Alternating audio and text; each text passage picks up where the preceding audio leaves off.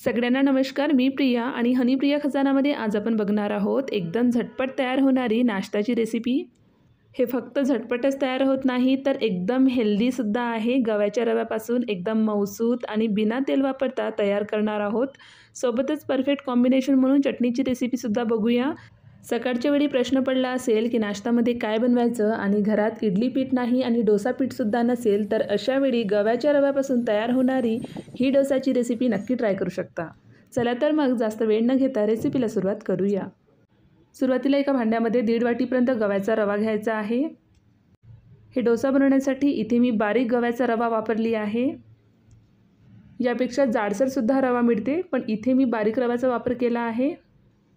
यानंतर यामध्ये 1 वाटीपर्यंत दही घालायचं आहे आणि 1 वाटी पाणी घालायचं आहे.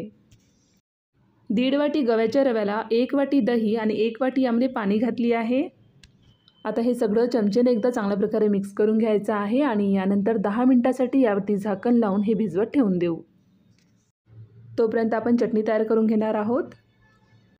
चटणीसाठी मिक्सरच्या जारमध्ये 1 वाटी शेंगदाणे चांगल्या प्रकारे भाजून घेतले आहे आणि यावरील टरफले काढून घेतले आहे.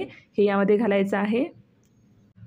सोबतच 8 ते 10 लसणाच्या पाकळ्या, 1 चमचा जिरे, थोडंसं चिंच, तिखटनुसार हिरवी मिरची, कढीपत्त्याचे पाने, कोथिंबीर आणि चवीनुसार मीठ घालायचं आहे.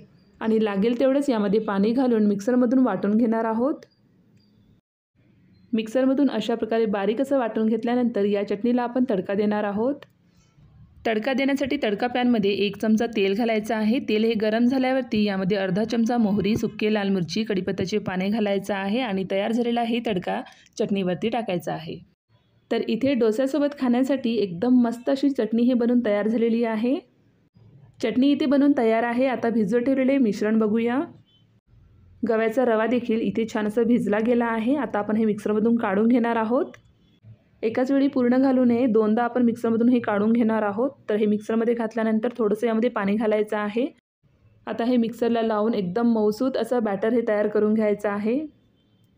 तर इथे आपण 2दा रवा हे मिक्सरमधून काढून घेतलं. तर अशा प्रकारे एकदम स्मूथ असं बॅटर हे तयार करून घ्यायचं आहे. डोस्यासाठी ज्याप्रमाणे आपण बॅटर हे तयार करून घेतो तसंच इथे आपल्याला बॅटर हे तयार करून घ्यायचं आहे. तर तुम्ही इथे बघू शकता एकदम स्मूथ असं बॅटर हे तयार करून घेतलेलं आहे. तर अशा प्रकारे बॅटर हे तयार करून घेतल्यानंतर यामध्ये चवीनुसार मीठ घालायचं आहे.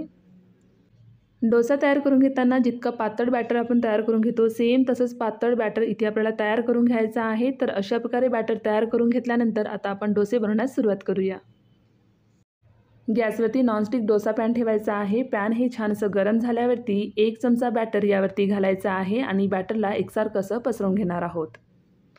तवा इथे नॉनस्टिक असल्यामुळे याला मी तेल लावली नाही. जर नॉनस्टिक तवा नसेल तर थोडंसं तेल लावून पुसून घ्यावे. डोसा टाकताना गॅसचा फ्लेम हे कमी ठेवायचा आहे आणि डोसा टाकल्यानंतर गॅसचा फ्लेम इथे मीडियम ठेवायचा आहे. डोसाचा वरील भाग हे सुकल्यानंतर कमीत कमी 1 मिनिट लागतो. त्यानंतर याला आपण पलटून घेणार आहोत आणि याची दुसरी बाजू देखील भाजून घेणार आहोत.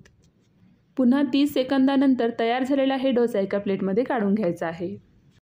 तर याच पद्धतीने तव्याला तेल न लावता एकामागे एक उरलेले सगळे डोसे आपण हे तयार करून घेऊ शकतो. तर अशा प्रकारे गव्हाच्या रव्यापासून साध्या आणि सोप्या पद्धतीने एकदम मऊसूत डोसे हे तयार करून घेऊ शकतो. तर डोसा इथे एकदम हेल्दी असल्यामुळे आपण तयार करून घेतलेल्या चटणीसोबत पाहिजे तेवढे खाऊ शकतो. तर तुम्हीसुद्धा एकदा गव्हाच्या रव्यापासून डोसे हे नक्की ट्राय करून बघा. ट्राय करून बघितल्यानंतर तुम्हाला माझी ही रेसिपी कशी वाटली मला कमेंट्समध्ये सांगायला विसरू नका. जर ही रेसिपी आवडली असेल तर लाईक करा, शेअर करा. हनीप्रिया खजाना चॅनलला सबस्क्राईब करायला विसरू नका. परत भेटूया अशाच एका नवीन रेसिपीसोबत. धन्यवाद.